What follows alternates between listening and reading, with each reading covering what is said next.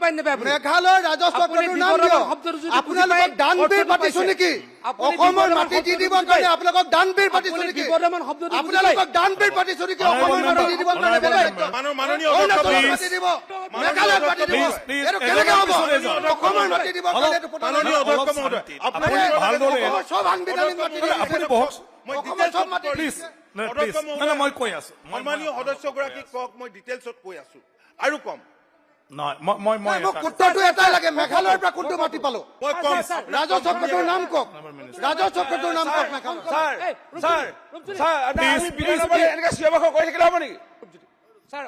এখন ৰিজনেল কমিটিৰ ময়ো সভাপতিত্ব কৰিছো এখেতক মই চ্যালেঞ্জ কৰো এখেতে মোৰ লগত বলক ও পাত্ৰৰ গুছিলে যাব নালাগে ইয়াৰ উত্তৰটো দি দিয়ক মেঘালয় কোন ৰাজস্ব কোডৰ পৰা মাটি পাইছো বলক আপুনি দম নিদিব কথাটো মেঘালয় কোন মাটি পাইছো